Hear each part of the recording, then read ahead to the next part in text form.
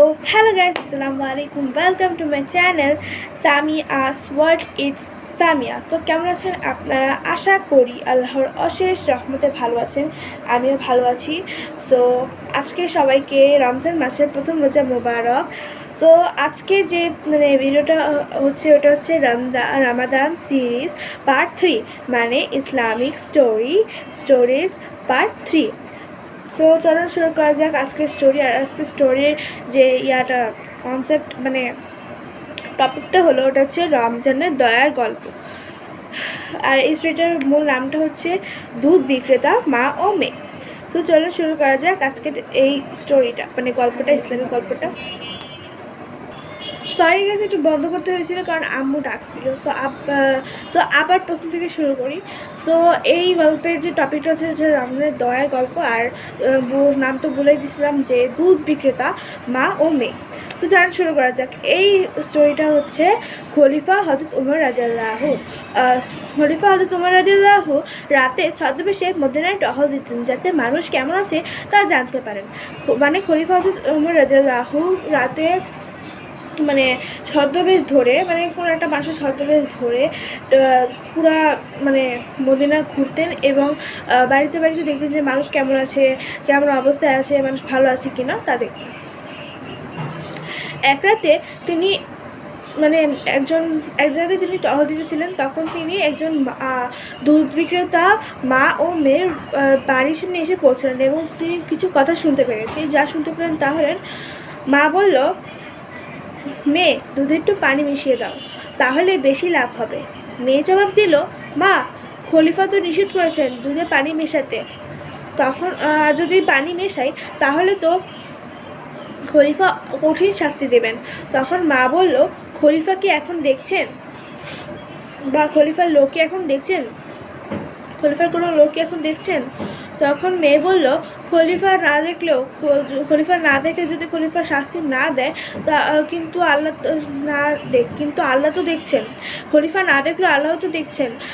খলিফা যদি দেখতেন, আমরা যদি এটা করতাম আর খলিফা যদি দেখতেন তাহলে আমাদের হয়তো বা শাস্তি দিতেন, কিন্তু কঠিন শাস্তি দিতেন। কিন্তু আল্লাহ, আমরা যদি এটা করতে পারি আল্লাহ তো নিশ্চয়ই দেখতেন, আমরা যদি এটা করলে আল্লাহ তো নিশ্চয়ই দেখতেন এবং আল্লাহ আমাদের তার চেয়েও বেশি কঠিন 10-20 গুণা কঠিন শাস্তি দিতেন। তখন হযরত উমর রাদিয়াল্লাহু এই কথায় মুগ্ধ হলেন এবং তিনি পরদিন সেই মেয়েকে খুঁজে বের করে তার ছেলের সঙ্গে বিয়ে দেন। সেই মেয়ে বংশধর থেকেই পরবর্তী মহান খলিফা হযরত উমর বিন আজিজ জন্মগ্রহণ করেন, যিনি ইসলামের ইতিহাসে ন্যায়পরায়ণ শাসক হিসেবে পরিচিত। সো সাধারণত হযরত উমর রাদিয়াল্লাহু যে ওই মেয়ের সততায় এবং ওই মেয়ের কথায় অনেক মুগ্ধ হলেন, যে সে আল্লাহকে এত ভয় করে, সে অন্যায় কাছ থেকে এত দূরে থাকে, অনেক সৎ তিনি, ওই মেয়েটা অনেক সৎ ছিল। তো সে ভাবলেন যে হয়তো ওই মেয়ের সাথে তার যে পুত্র তার বিয়ে দেওয়া যায়। ওই মেয়ে যোগ্য, তিনি এমন সৎ মেয়ে খুঁজছিলেন। তো তারপর তিনি পরদিন সেই মেয়েকে খুঁজে বের করলেন এবং তার ছেলের সঙ্গে বিয়ে দেন।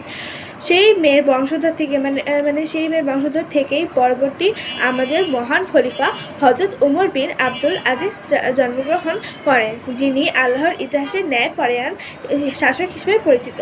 সো এইটুকু ছিল আমাদের স্টোরিটা। আর আজকে যে গল্পটা ওটা আমার কাছে আরও বেশি ভালো লাগছে না, অনেক কিউট একটা গল্প, অনেক সুন্দর একটা গল্প, আর ইসলামিক গল্প। আর এটা শিক্ষা তো আমরা শুনিনি, এটা শিক্ষা অনেক সুন্দর। এটা শিক্ষা হলো, রমজান শুধু রোজা রাখার মাস নয়, এটি তাকওয়া ও সততার প্রশিক্ষণের মাস। সত্যবাদিতা ও আল্লাহর ভয় হৃদয়ে থাকলে জীবন বদলে যেতে পারে। সবাইকে রমজান মোবারক। সো সবাইকে প্রথম রমজান অনেক মোবারক। আমি এই গল্পটা অনেক আগে থেকে আমার ছিল এখানে, বাট আমি ভাবছিলাম যে এটা আমি যখন প্রথম রোজা হবে তখন আমি এটা শোনাবো। সো কেমন লাগলো এই স্টোরি? আমার মনে হয় এই স্টোরিটা হয়তো অনেকে শুনে থাকবেন, বাট তারপর আমি শুনালাম। সো কেমন লাগলো আপনাদের এই যে সুন্দর গল্পটা, আপনাদের কাছে কেমন লাগলো কমেন্ট নিশ্চয়ই বলবেন, যদি কমেন্ট ওপেন থাকে। আর হচ্ছে যদি আপনারা রমজান মাসে এরকম স্টোরি প্রত্যেক দিন আরও বেশি করে শুনতে চান, তাহলে আমার এই চ্যানেলটাকে সাবস্ক্রাইব করতে হবে, বেল আইকন প্রেস করে সাবস্ক্রাইব করতে হবে। এবং যদি আপনাদের এই ভিডিওটা ভালো লেগে থাকে তাহলে লাইক করবেন, শেয়ার করবেন। অ্যান্ড সো বাই গাইস, দেখা হচ্ছে পরের ভিডিওতে।